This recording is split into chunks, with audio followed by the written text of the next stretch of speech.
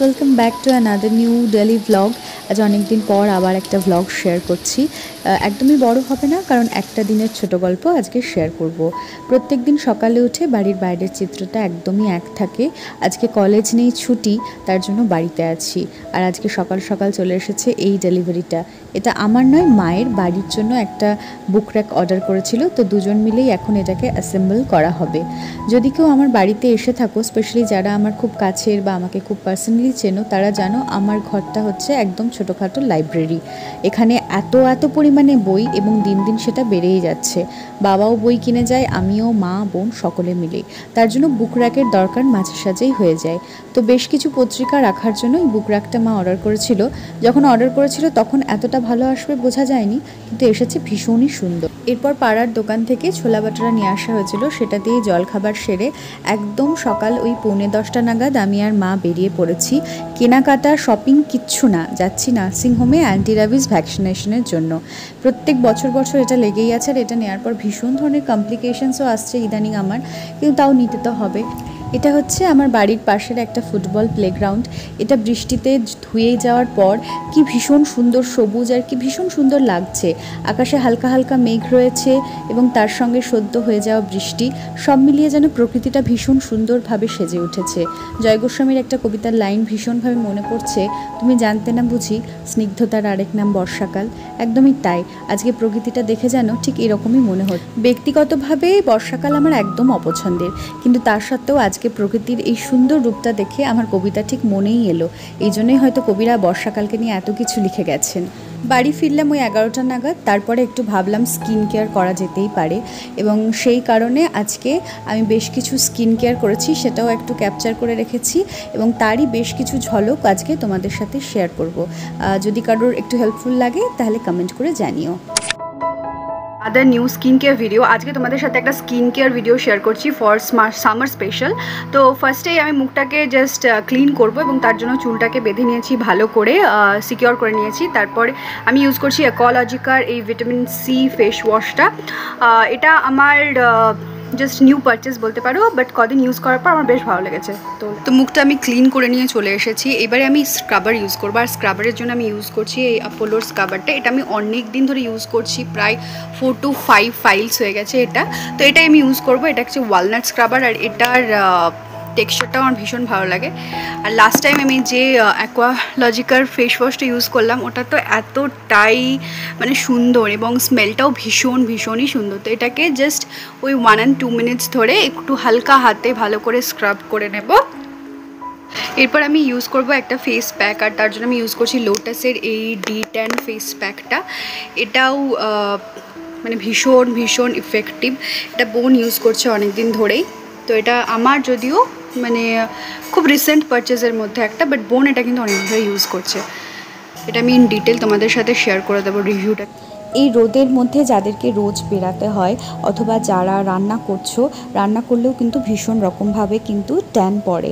আর আমার না প্রচণ্ড রকম হাতে এবং মুখে ট্যান পড়েছে রোজ বেরিয়ে, এবং এই যাতায়াত করে, এত জার্নি করে। তো সেই জন্য আমি D10 কিছু প্রোডাক্ট খুঁজছিলাম, তো হঠাৎ করে এটা বোন আমাকে রেকমেন্ড করলো, আর এটার রিভিউটাও কিন্তু ভীষণই ভালো। তারপরে এটা পারচেস করার পর আমি বেশ কয়েকবার ইউজ করেছি। এটার টেক্সচারটা ঠিক এরকম আসে, পাউডারের মতন। এটাকে আমি ওই রোজ ওয়াটার দিয়ে আর অ্যালোভেরা জেল দিয়ে প্যাক বানিয়েছিলাম। এই ফেস প্যাকটা নিয়ে আলাদা একটা রিভিউ অলরেডি আমি শ্যুট করেছি, খুব তাড়াতাড়ি চ্যানেলে আপলোড করব শর্টস হিসাবে। আর এই রোজ ওয়াটারটা বা এই প্যাকটার যদি লিঙ্ক লাগে আমাকে জানিও কমেন্টে, আমি নিশ্চয়ই প্রোভাইড করে দেবো কমিউনিটি পোস্টে।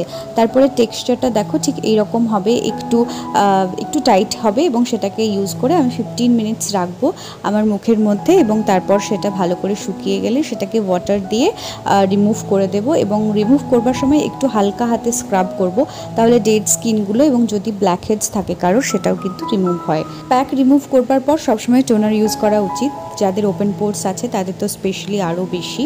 এটা হচ্ছে হাইড্রেটিং একটা ভীষণ অ্যাকোয়ালজিকার টোনার, যেটা হাইলুরনিক অ্যাসিড আর কোকোনাট ওয়াটারের। And last but not the least of using my moisturiser. তো যদিও গ্রীষ্মকাল এবং সকালবেলার একটা স্কিন কেয়ার রুটিন আমি শেয়ার করছি, summer skin care, still moisturiser is very important. আমি লাস্ট একটা ব্লগে শেয়ার করেছি যে ময়শ্চারাইজার ইউজ করা কতটা ইম্পর্টেন্ট সামার টাইমেও। তো এই কারণে আমি ইউজ করছি এটা হচ্ছে পন্ডসের লাইট জেল। এটা আমার গো টু ময়শ্চারাইজার, আমি ইচ অ্যান্ড এভরি টাইম যে কোনো সময় আমি ইউজ করতে পারি। আর এটা মেকআপ করার আগেও ভীষণ রকমভাবে আমি ইউজ করি to moisturise my skin, to moisturise my lip. এই স্ট্রবেরি লিপ বামটা আমি ইউজ করবো, এটা ভীষণ এফেক্টিভ।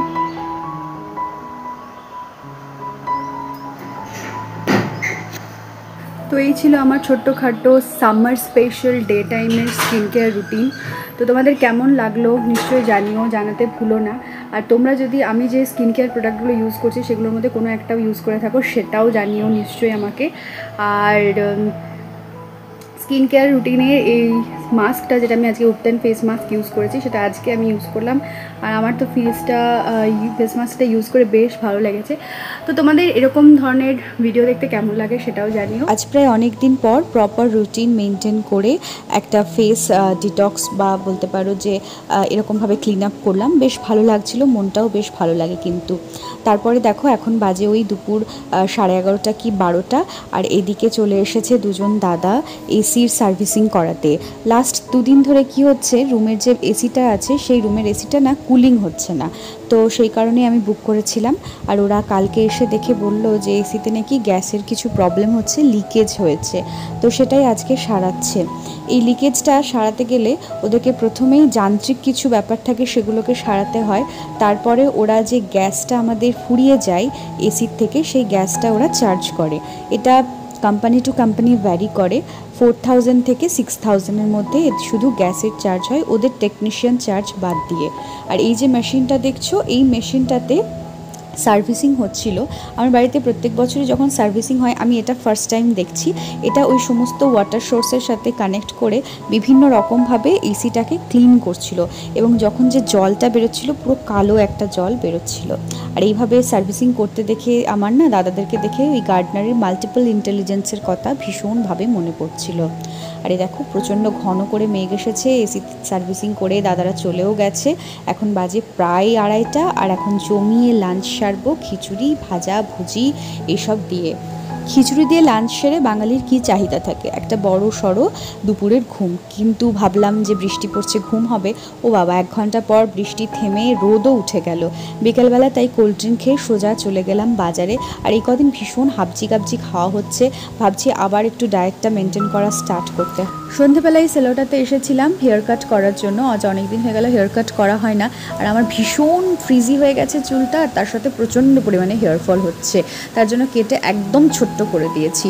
যদি তোমাদের কিছু টোটকা জানা থাকে হেয়ার ফল কমানোর এবং তার সাথে ফ্রিজিনেস কমানোর, আমার সাথে প্লিজ কমেন্টে শেয়ার করো, আমার ভীষণই দরকার।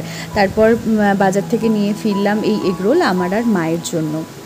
রোল দিয়েই আজকে ডিনারটা সারলাম। তারপর রাত্রেবেলা আমি আর তুত্তুর দুজন মিলেই যাচ্ছি এখন ঘুমাতে। আর আজকের ভ্লগটাও এখানে শেষ করলাম। সবাই ভালো থাকবে আর সাথে থেকো চতুরঙ্গের।